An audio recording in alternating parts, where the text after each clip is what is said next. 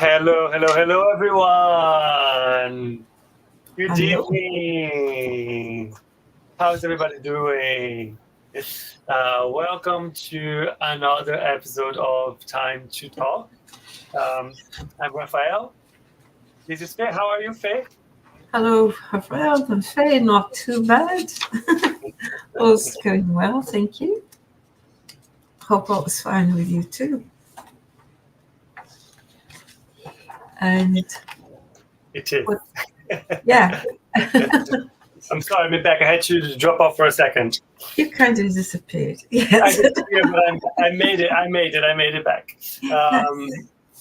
Sorry about that. Anyways, welcome everyone. It's another episode of Time to Talk. And today we are on 69th episode. Let me bring it up here for us.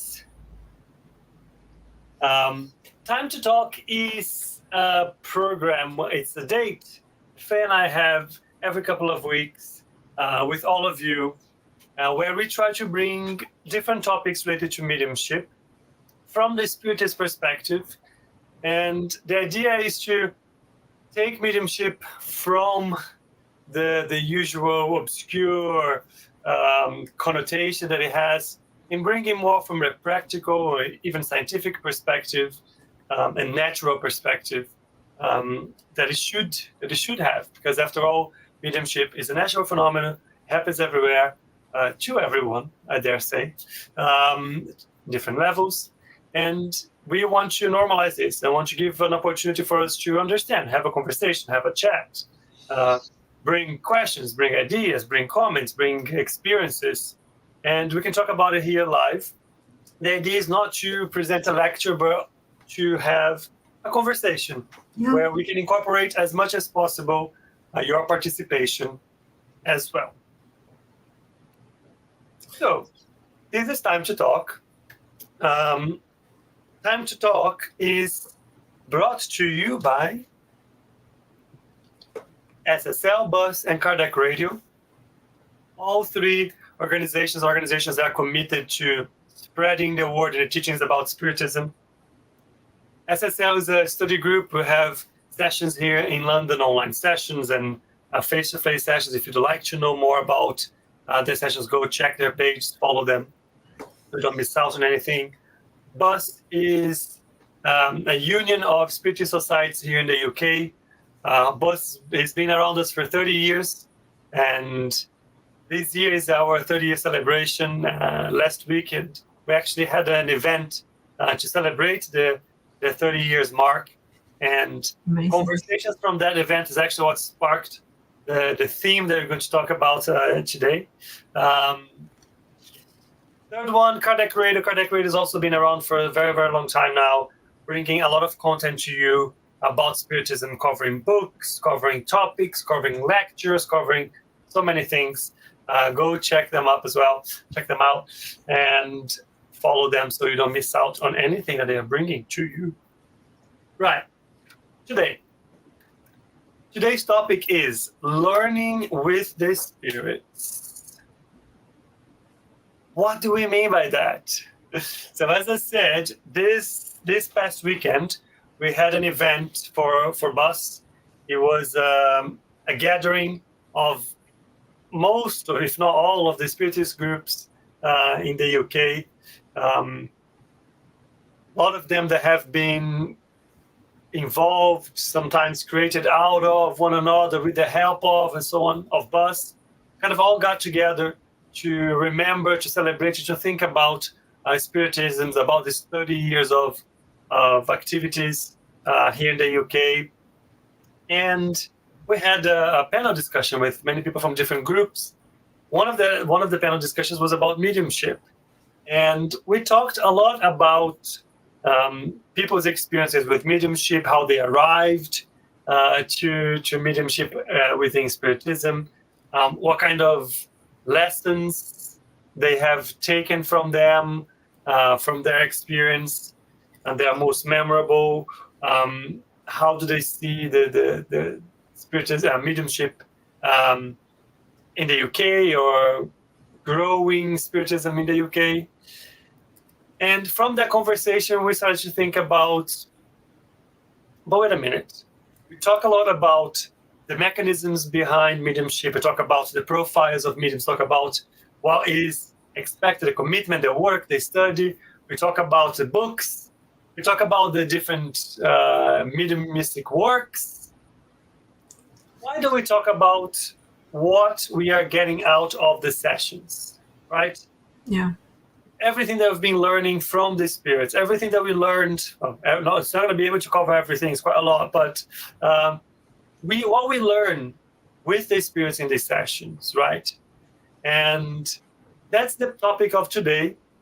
So my first thing is then, if you are watching us, hello, tell me who you are, tell me where you are. I'm going to say hello to you. But also, tell me what you've learned with mediumship, or what you think you could have learned from mediumship, from the spirits, with the spirits. And Faye, I'm going to go to you, and I'm going to ask, I don't even know what I'm going to ask, Faye, because in my mind, I'm thinking, do we learn with the spirits, from the spirits, or do we teach the spirits? How is that? Yeah, well, when you told me about this idea, about this topic, there were lots of little lights flashing about, because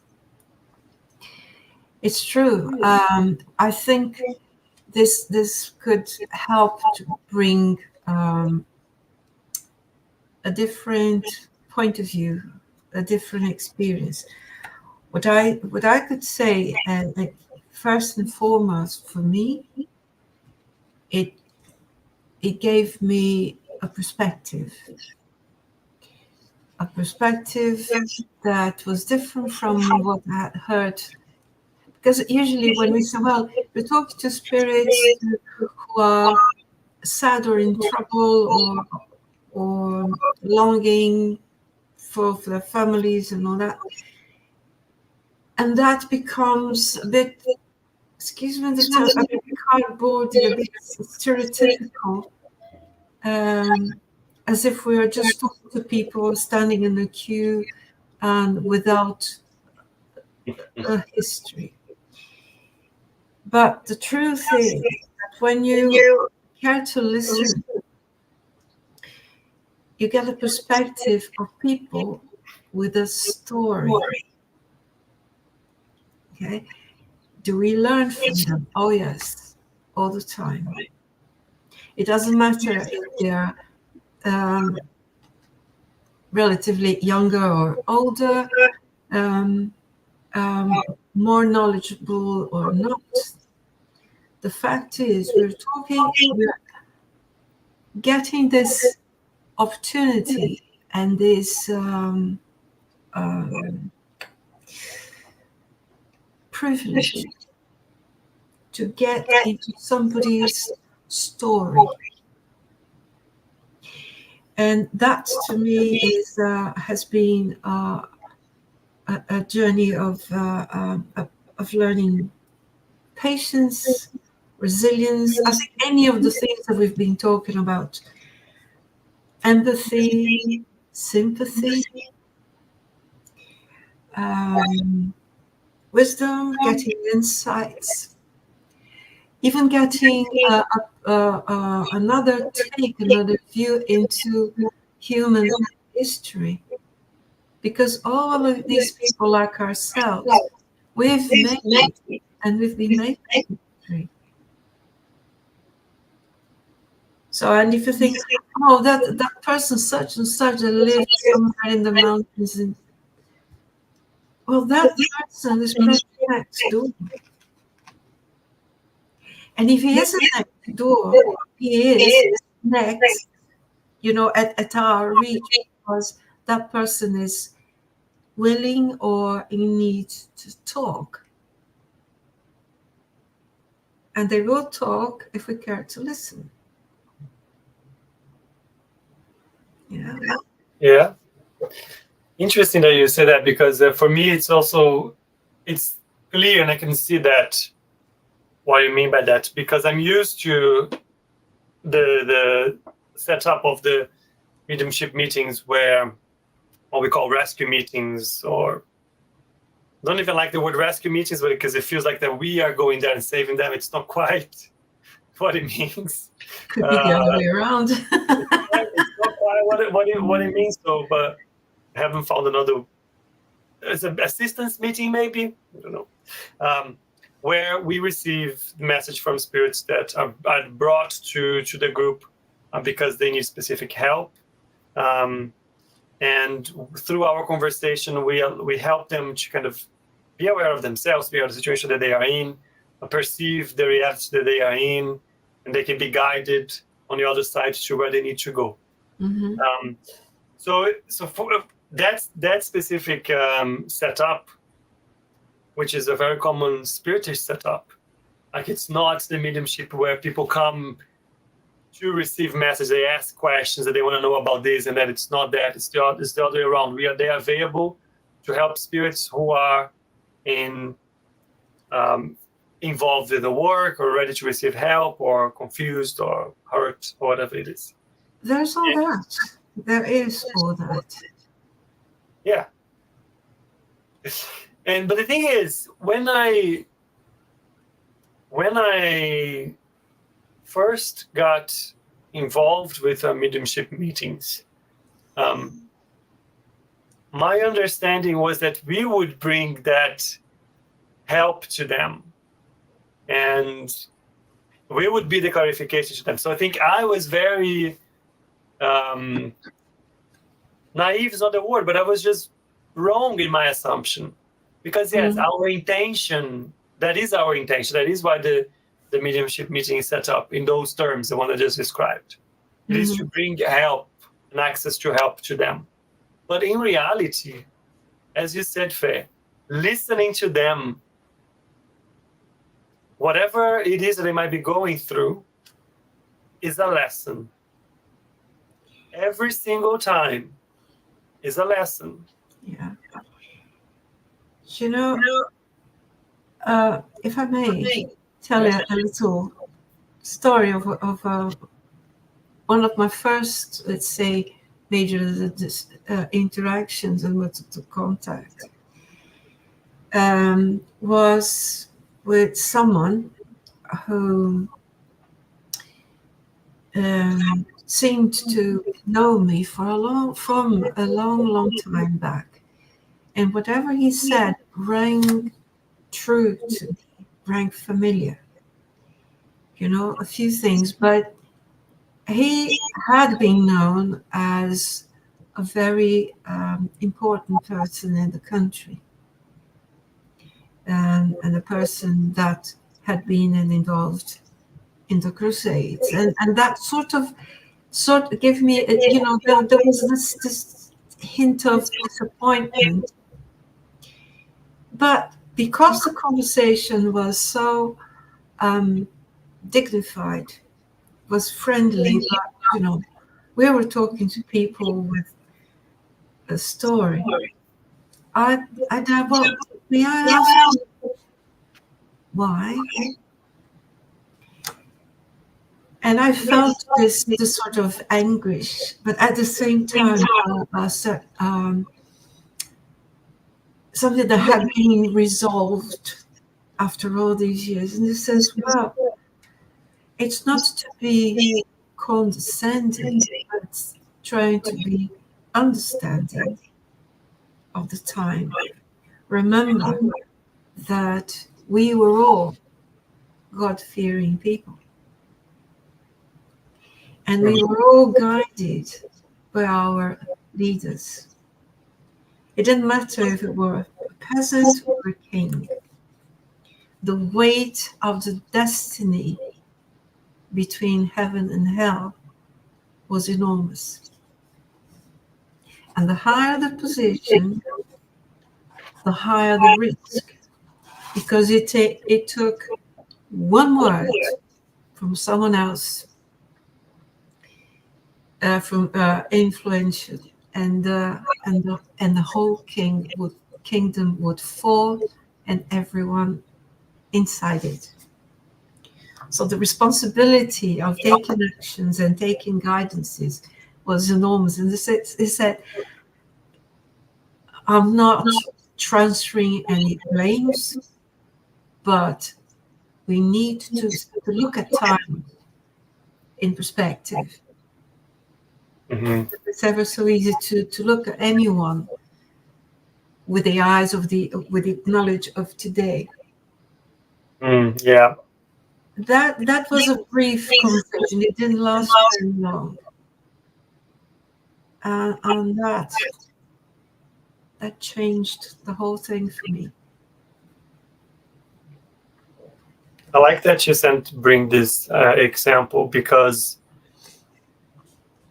if there is one thing that I notice is that when the spirits come and talk to us, and they are aware that they are going through a specific suffering or issue, that they realize that they missed opportunities, and they understand that it comes from how they lived their lives, the actions that they took, priorities that they chose, decisions that they made, things that they overlooked. The conscience, the weight of your conscience is excruciating. The guilt is excruciating. Yes. And by talking to them, you learn that sometimes they don't want, you don't need to, they're already feeling all of that. So they realize all of that. They're brought to us because they need help. Yeah. And you don't need to make them go through that again. No. You might start a conversation to understand how you're feeling, what's happening, what's going on, how can we help you. And then you realize that, they already understand that they repent about something that they've done. Yeah. And if you force and ask them, it generates more pain to them. That's not necessary. Yeah. Exactly. So that simple thing for me is already a lesson. It's a very valuable lesson, because it talks about the true perspective of charity. When you talk about charity, he also, it's difficult sometimes to bring, we say, it's charity from the wider perspective and the wider meaning. And what we mean by that is that it's not just about giving alms or giving donations, but it's about treating people, focusing your time, your energy, the opportunities you have around you as you'd like to be treated if you're on their shoes. Yes. And that brings me another example, because as we talked, there's lots of things for people to have an idea. When we are listening, or if we're going to do the rescue work, for example, and what is the rescue work? Is one in which we try to bring somebody who's trapped in a memory, in the suffering of memory, of guilt, or sorrow, or anger, and try to understand and hear reasons why we from our time, and then try to gradually get them to understand that has changed and there's no need. One example that we've seen in films and stories and books, not too long ago, at the end of the Second World War, how many years later did people find soldiers? They were still hiding, and they were unaware that the war had finished, had ended. And more than that, they didn't believe it when they were told. And it's not simple for one who's being conditioned to be there in that level of stress and fear and isolation. And they live for years. You know, the rest of the world around them has evolved and changed, but they were found repeating that pattern of when they first hid for their survival. So we can imagine the shock when one is, and how careful others have to be to tell this person, to bring this person from that time gap into the present, saying, you don't need to be a soldier. You don't need to hunt for your food. You don't need to feel anger. You don't need all that. And that can be, for some, it's a huge relief. For many, it's a shock. But then we are listening and we are witnessing the moment when they wake up. And waking up can be frightening, can be a shock. It's confusing. So do we learn from them, even if they are the vulnerable ones? Oh, yeah. Because we are going through time to see how that person that today is probably not talked of with much respect, or we just people, it just becomes an anecdote in history. No, that was a real person. Yeah, it's interesting that you also start to find the similarities, because once you start talking to them and they question things, and they even mentioned, oh, I did this, I did that, I should have done this, I should have gone this way, I should have done that. You question yourself. Yeah. What am I doing? How do I avoid ending up in a similar situation? Yes. When it's being shared with me firsthand, what they are going through and the reasons why they went through like that, and then when I can see myself on a similar situation, right? Simply because we're humans. Yeah. And people are people anytime, anywhere. So we may have the cultural changes, we could have local geographical differences, but people are people anytime and anywhere. Yeah. They feel love and fear and longing and history repeats and can repeat itself depending on how we repeat our patterns. Yeah. Isn't it? It teaches you the true meaning of like not judging as well. Because these people are coming to you and they are in many cases opening up their hearts and their minds to you, saying, look, I went through this, I did that, I know what I did was wrong, I don't deserve this. And you are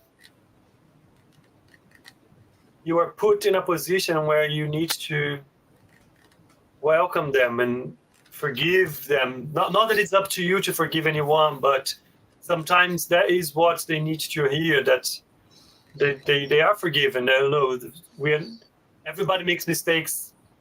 Yeah. And then we are there to learn from it and move on and not repeat them. Yeah, we help them to restore their dignity.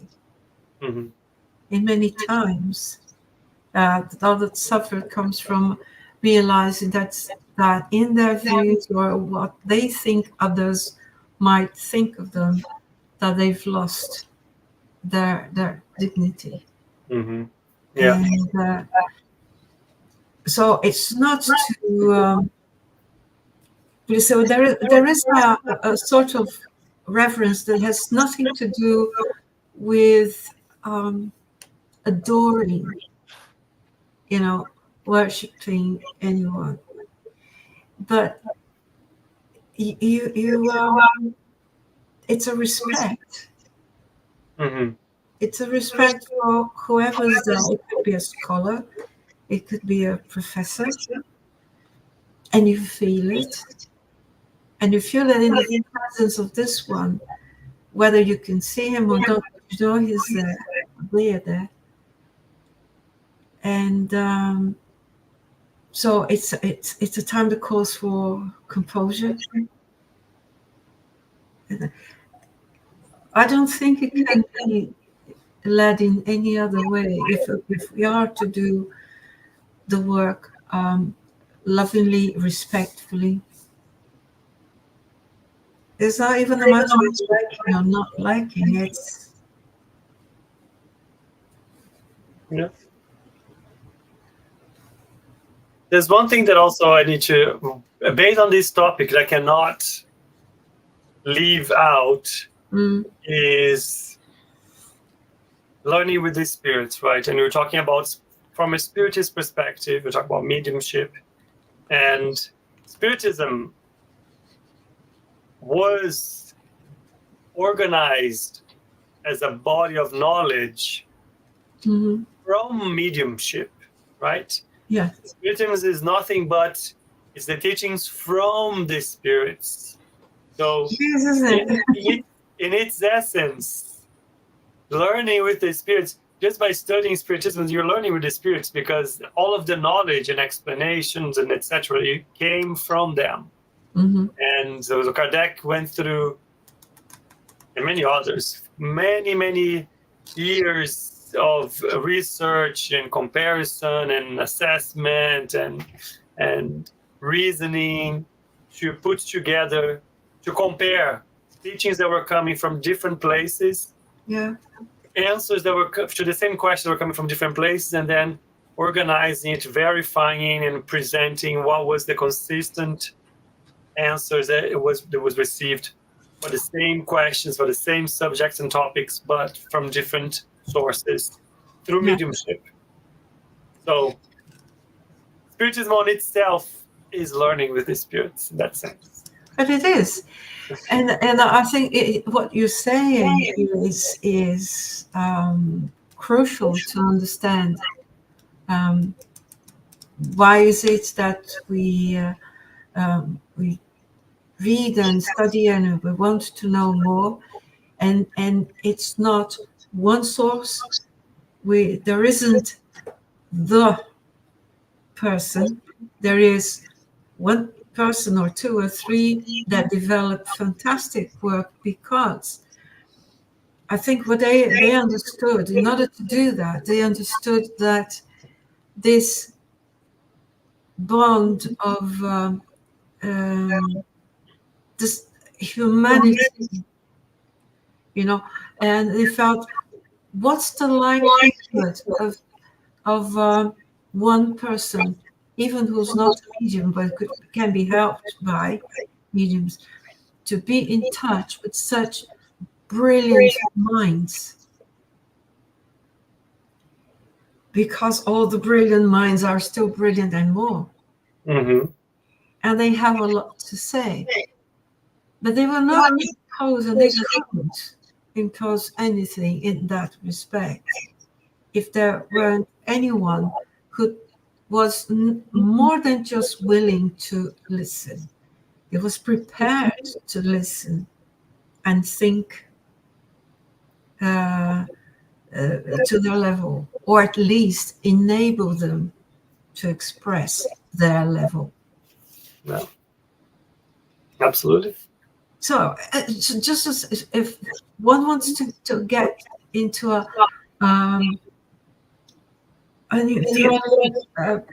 discussion with scholars anywhere.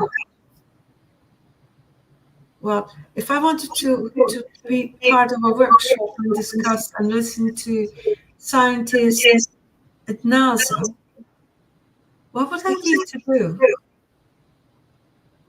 I could be something like a a wallflower, and you're just sitting there and doing nothing and just trying to learn by osmosis. You're just, or I would have to prepare to be able to even listen and maybe formulate the question. Mm-hmm. Why would it be different with the ones who are not incarnate? Exactly. And when people think, oh, but this is summoning spirits, that's to make it very shallow, a very shallow take on this level of human interaction. Mm-hmm. Yeah. There is one topic specific, if anything, that nobody would be better suited to explain and share with us than the spirits. Yeah. Which is the topic of death. Yeah. So it's funny because you in the beginning you mentioned the expression heaven and hell. Mm-hmm. And we are studying the book Heaven and Hell. And book Heaven and Hell is an amazing book because it explains a bit of the history of the thinking around heaven and hell and what happens when we die and how different religions present it and how that kind of got perpetuated through history. And then it tells the real stories of messages that were received from spirits that have passed. And they come back to explain to us the situation that they faced once they passed on the other side, how they transitioned and so on. And we are reading about heaven and hell, and we're reading about the fear of death and the sources of fear of death. Okay. Right? That why are people afraid of dying? Because they don't know what's coming, they don't know what's going to happen, they want to focus and they value. We get taught to value everything that we have in this life, the present. They don't know if it's going to hurt. They don't know what's going to be on the other side. We've heard so many horror stories of what happens on the other side. Yeah. And that for me is one of the things that it's probably like the most obvious and more valuable, I would say, teachings from the spirits. Because how do we move away from that fear that comes from the unknown, or I heard it would be bad because I did this, I did that, and so on. Mm-hmm. How do I move from that? I go and talk to the spirits, and the spirits come and talk to us and explain to us what happened to them and why. I think that's the important one. Why did their one experience was better or worse than other? Right. This is, for me, one of the main reasons. And we're going to go back to heaven and hell. The second part of heaven and hell, they kind of separates the messages based on the moral enlightenment of these spirits. Mm-hmm. From the more enlightened to the mid-enlightened to the least enlightened spirits. And you can see the distinction, whereas they explain what happened once they arrive, let's say, on the other side. It's fascinating. Have a couple of messages here, so like before I have an example to bring. So actually, I can see Flyer is saying love from Brazil. Nice to see you, Flyer. That's the Guilherme is here with us. Excellent. Hello, Guilherme. Oh dear. There you go. He's being light on us today. He's asking us, could you describe the best thing you learned with the spirits? Do you want to share yours, Faye? Do you have yours? I have to think. The best thing I've learned, it's harder, there's so many things, is that you can always look at things in depth, and we all belong to this vast ocean of energy and vibration, and that we are never alone. And it's always time to turn a new leaf. It's always time for a fresh start. And we're never ever the same. After this conversation, we're not the same. And if you take that into account, after one simple chat, we have already changed. So we're all moving in time and combining our changes and interacting within our changes and each other's changes. Sorry, it's a bit difficult for me to explain it, but that's it. It's this perspective of depth and the amplitude of possibilities. I think it's the same as yours, to be honest, because I was thinking what I think is the most valuable or the best thing, and I don't know if it's the best thing, but I think it's the one that's probably the most valuable to me, because it helps me to carry on, and it's perspective. Mm-hmm. Like when we study about spiritual life, eternal life, reincarnation, and so on, the teaching is very clear. Like, look, if you see things from the perspective of the immortal soul, you can make things relative, like the suffering, the issue that you're going through. In the end, it might be a small situation that you're making a big thing out of it. It might be a physical limitation. It might be a challenge that you have at work. It might be a challenge you have in your house. It might be so many things. It might be a disease that you're going through. Maybe somebody that you like that is going through a difficult time. And it's because of the spirits that it's easier. It's not easy. It's easier to go back to that perspective and be reminded when things are difficult, when things are complicated for whatever reason. It's a reminder. It's a reminder. Look, there are other ways. Endure this one. Find a different perspective from it. Yeah. Dig yourself out of the hole. I think that.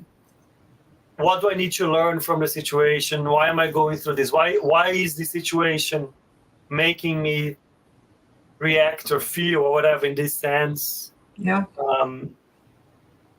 So I think that's, for me, that's what it is the perspective of the spiritual life.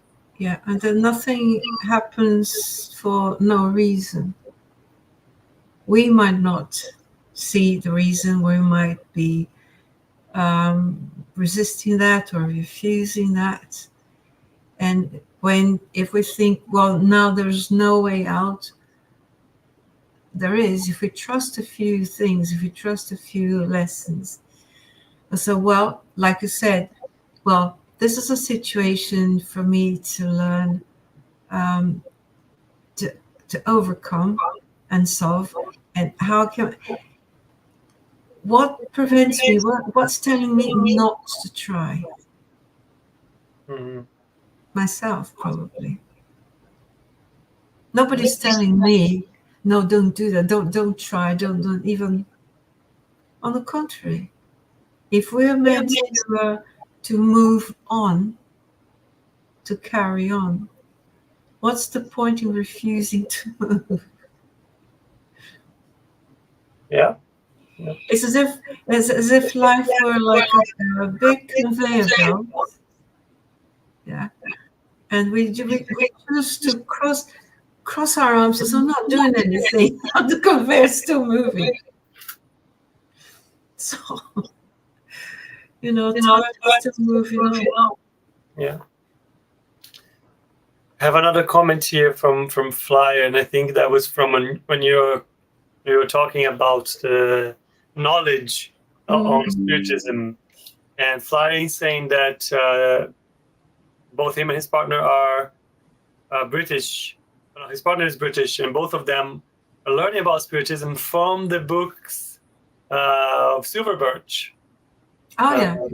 Which is a very, very interesting read also. Yes. Yeah, very interesting read around bringing clarity actually from the other side, which is exactly the point. I think I have a friend that used to talk about Silver Birch a lot, and how much they were fascinated by the understanding of life on the other side. In reality, was very similar but better. Depending on how it goes, than here, but very similar in that sense, but without some limitation of the matter. And I think that is the other teaching. Like I was talking about, one of the biggest teachings that comes to us about the experience is death, but it's what happens after death. Yeah, exactly. When you hear Silver Birch, for example, he presents himself as a Native American, with all the weight and the wisdom of the old spirits that lived with them and carried on developing their knowledge. And it's something like if you listen to Silver Birch or Krishnamurti, or they all have principles in common, because they all come from this pool of knowledge that's expressed in different parts of the planet. And yes, his books are fantastic. When you read his books and you read other books of people of the same weight, the same degree of purity, of awareness, you will see that they corroborate each other's work. Mm-hmm. And the language will be closer to whoever approaches them. Some people might not feel so comfortable with the language of Krishnamurti, but they will be completely at home. Why? Because we're probably from the same tribes. It's the language from a tribe that addresses, that touches the souls that were connected somehow to that group, and can perceive the beauty and understand all this beauty. And I loved that when you hear the work that Caldas has put together in all his books, in all his questions, because the three of them have got the questions and answers. Yeah. Okay. So do we learn from them? Yes. Enormously. Guilherme has sent us another question. Okay. That's a good one. Fire on. What do you think about having mediumship meetings at home as a way to assist suffering spirits and to allow these spirits to share their teachings with us? Ha!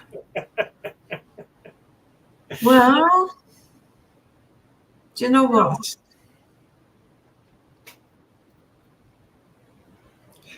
I know many people would say, because I've heard that, no, shouldn't do that. But do you know what? I think provided that there is an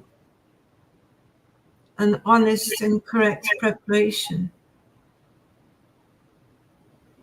why not?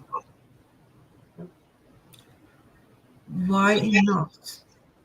If I may be wrong, but I think that provided that there is a correct preparation, meaning we are working, striving to work at a high standard, a high level of ethical level too.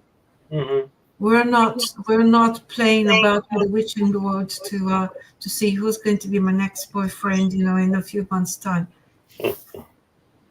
That's not the point. We're not trying to. We're not doing this for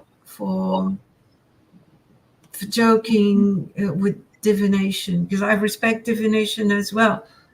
But as long as we're not doing that as a game for fun, nobody in their right mind, nobody serious would submit, or even have the time to listen to anyone who's just joking, just playing around. Yeah. So I think provided you do that with the intention of doing it seriously, because that will help us to scrutinize the contact. Mm-hmm. If we're not alert, what's the problem? Interesting.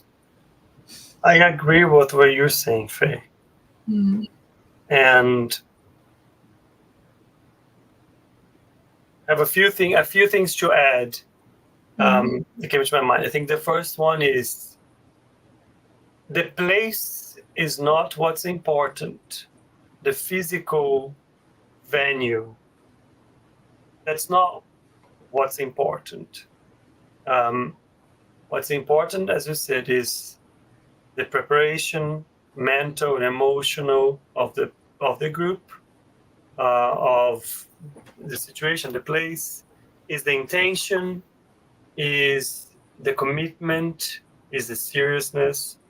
And if we are starting from the starting point is a spiritist mediumship meeting, all of these things should be a given, right? The reason, the why, how to make sure that it's safe for the people involved, how to ensure the protection of the good spirits that will be involved. All of that is part of the setup of a mediumship meeting, regardless of the venue. If we think about how things started, how mediumship started, how Kardec got the knowledge and so on, there were multiple mediumship meetings happening in many places, in houses, in offices, and where people could. And in the same way, when you talk about spiritist cells, they start usually as small groups of friends or acquaintances meeting somebody's house to study and so on, and it grows into something bigger. So I think the very history of how Spiritism develops and grows and so on, it starts usually in somebody's house. Yeah, I see in the question that it says meeting at home as a way to assist suffering spirits. Well, that is something in particular that I would say would require people with experience, not only that moral and standard, and being knowledgeable, being trained, and ready to deal with that, as much as, or maybe even more, as if you decided to open the doors of your room, of your house, to people, to passers-by who wanted to have a chat. You would scrutinize and you would see how to receive those people, and if it were the case, if you were ready and prepared to talk to some people and others not. Mm-hmm. I think with spirits, it would take more care in that sense. Yeah. To have the experience, to be able to scrutinize the visit. I think the other thing also you mentioned is you might need to do that. You might have the opportunity to do that in your house, but you might still connect to other groups, maybe bigger groups or other people that you trust, so that as you see the results and then as the group develops and the meeting develops, you can submit the message that you are receiving, the issues that you are facing, and so on, to the opinion of others. Because that is also one way of making sure that we keep a balance, we keep truthful, we keep in the right direction, and to double check. It's a sort of, it's a sort of thing in the case of assistance. It's a sort of thing that I wouldn't do alone. I wouldn't. I do it being alone in my place, but connected to my group, as Gilabit knows and our friends know. Because when we establish that connection, all places feel and become one. And we are following a protocol of protection, of cleansing the environment before it happens. But even if I had all the cleansing and all the protection available, that's the sort of thing that I wouldn't do alone. Because I don't feel that as a human being, as a person, I've got the experience and the perspective that will allow me to speak, to be wise and proactive into the level that someone would need. Yeah. Just as much as I don't offer myself as a counselor for anything. I don't. Yeah. Because if you can find someone who's the most unprepared to be a single counselor, that's me.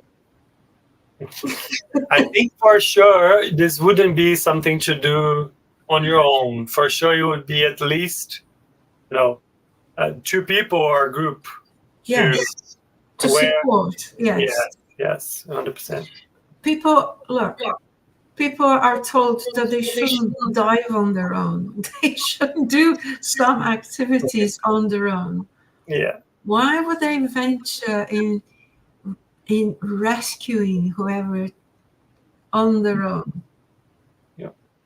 If we don't do some things that we can see as a single venture, why would we do it differently?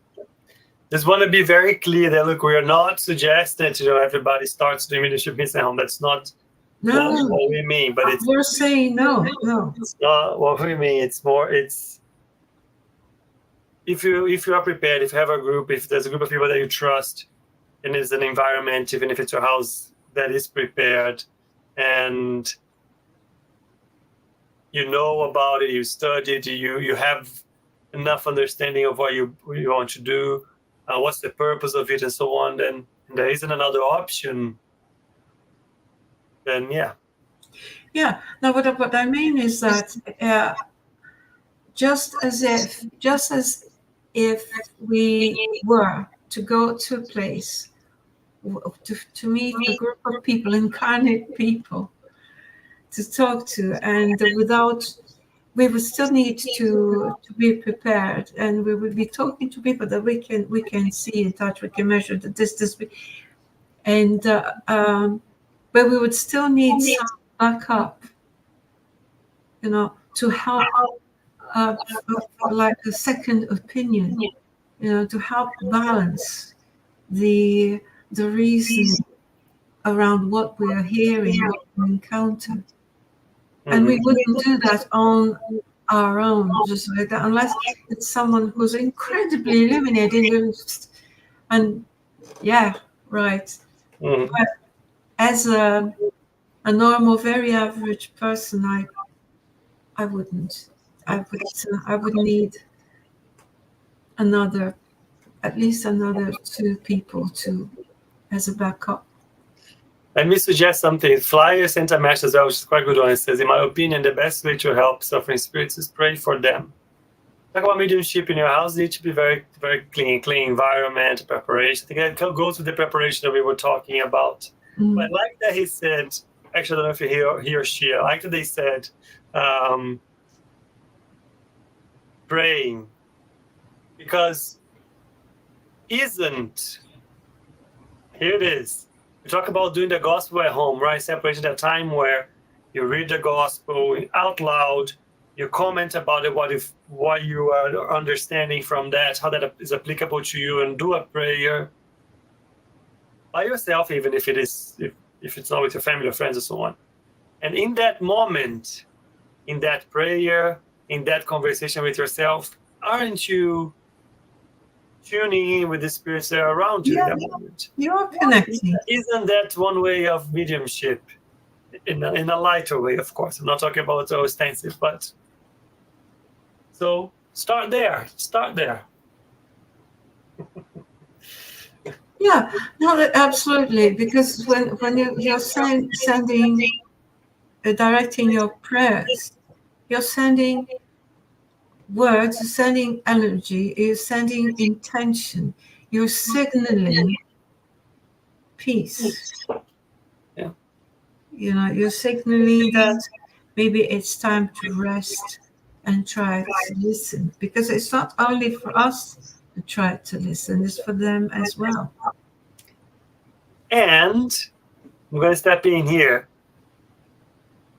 Again, if I go back to what we hear directly from the spirits during the sessions, most of them will ask for prayers. Most of them will say, help me pray for me. I didn't pray enough. I don't know how to pray. When we pray, I receive help. I can feel it. So, Fly, you're spot on. Prayer